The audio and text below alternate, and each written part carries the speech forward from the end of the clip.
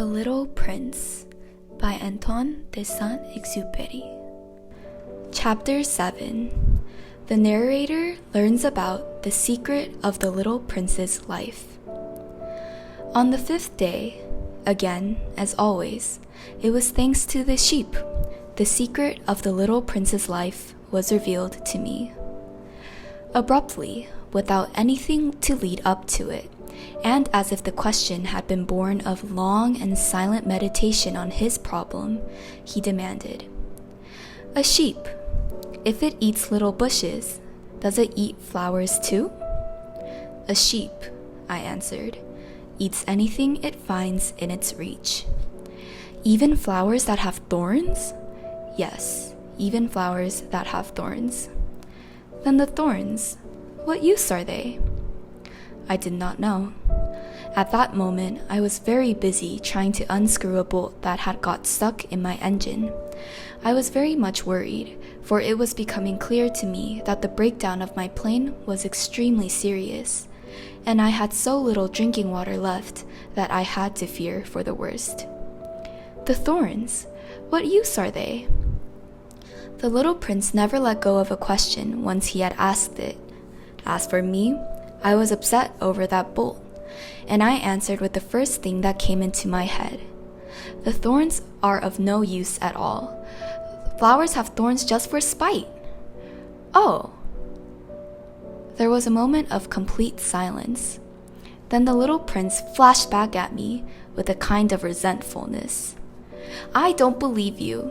Flowers are weak creatures. They reassure themselves as best they can. They believe that their thorns are terrible weapons."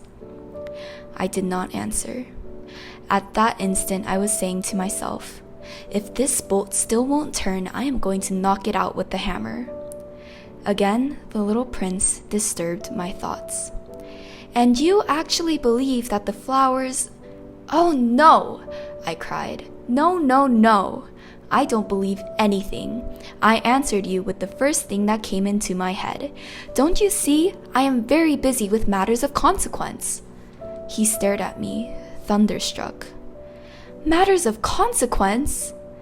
He looked at me there, with my hammer in my hand, my fingers black with engine grease, bending down over an object which seemed to him extremely ugly. "You talk just like the grown-ups." That made me a little ashamed, but he went on relentlessly. "You mix everything together. You confuse everything." He was really very angry. He tossed his golden curls in the breeze. "I know a planet where there is a certain red-faced gentleman. He has never smelled a flower.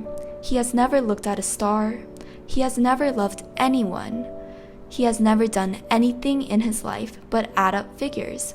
And all day he says, over and over, just like you, 'I am busy with matters of consequence.' And that makes him swell up with pride. But he is not a man. He is a mushroom." "A what?" "A mushroom." The little prince was now white with rage. "The flowers have been growing thorns for millions of years. For millions of years, the sheep have been eating them just the same.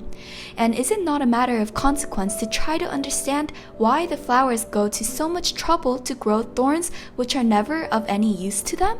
Is the warfare between the sheep and the flowers not important? Is this not of more consequence than a fat red-faced gentleman's sums? And if I know, I myself, one flower which is unique in the world, which grows nowhere but on my planet, but which one little sheep can destroy in a single bite some morning without even noticing what he is doing. Oh, you think that is not important?" His face turned from white to red as he continued. "If someone loves a flower, of which just one single blossom grows in all the millions and millions of stars, it is enough to make him happy just to look at the stars. He can say to himself, 'Somewhere my flower is there.' But if the sheep eats the flower, in one moment all his stars will be darkened. And you think that is not important." He could not say anything more. His words were choked by sobbing. The night had fallen. I had let my tools drop from my hands. Of what moment now was my hammer, my bolt, or thirst, or death? On one star, one planet, my planet, the Earth, there was a little prince to be comforted. I took him in my arms and rocked him. I said to him, "The flower that you love is not in danger. I will draw you a muzzle for your sheep. I will draw you a railing to put around your flower. I did not know what to say to him. I felt awkward and blundering. I did not know how I could reach him, where I could overtake him and go on hand in hand with him once more. It is such a secret place, the land of tears,